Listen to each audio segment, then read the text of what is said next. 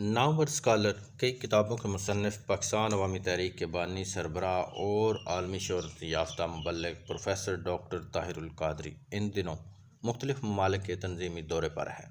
ان ممالک میں عظیم الشان سیرت النبی کانفرنسز ہوئیں، بعض کانفرنسز اتحاد امت کے لیے ہوئیں، کچھ سیمینارز اور ورکرز کنونشنز ہوئے۔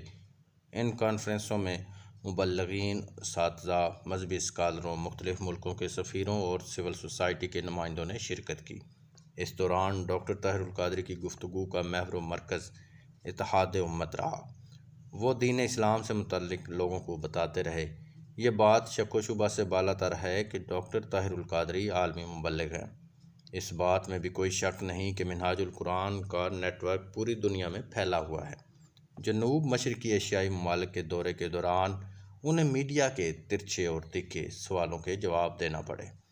جاپان میں جنگ جیو کے نمائندے عرفان صدیقی نے پاکستان میں مہنگائی اور حالات کے حوالے سے اہم سوال کیا۔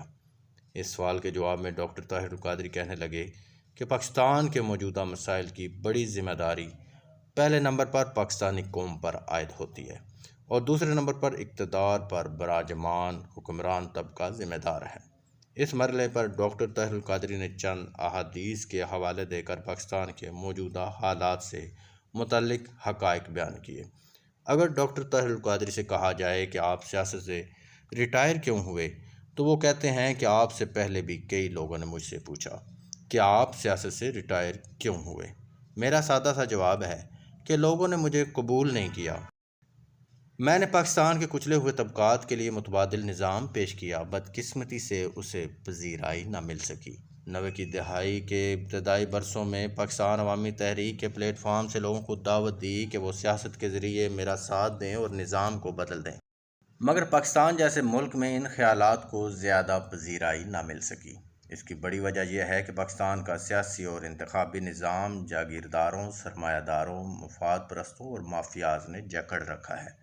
میری سیاست کے آغاز میں کئی لوگ اس جذبے کے تحت عوامی تحریک کا حصہ بھی بنے، جن میں معروف نعت گو شاعر مظفر وارثی اور سابق رکن اسمبلی میاں جاوید لطیف بھی شامل تھے۔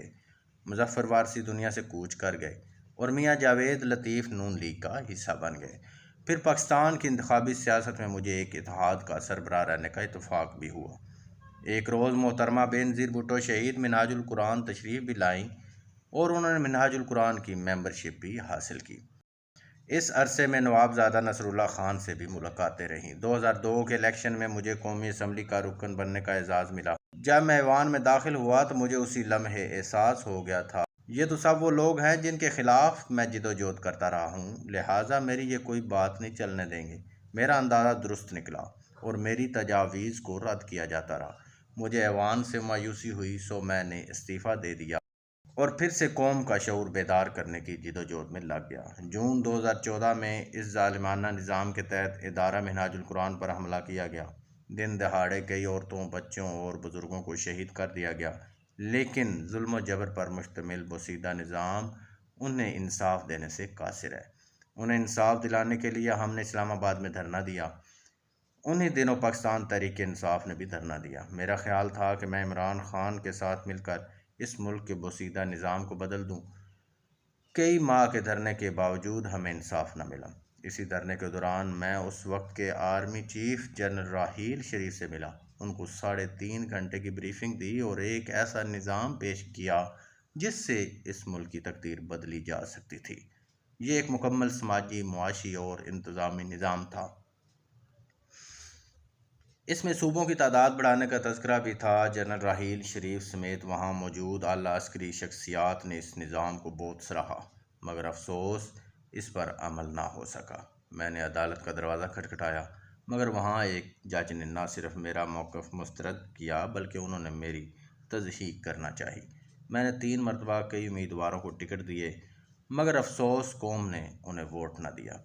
قوم نے انہی جاگیرداروں، سرمایہ داروں اور مافیاز کے کرداروں کو ووٹ دینا پسند کیا جنہوں نے پورا نظام یرغمال بنا رکھا ہے۔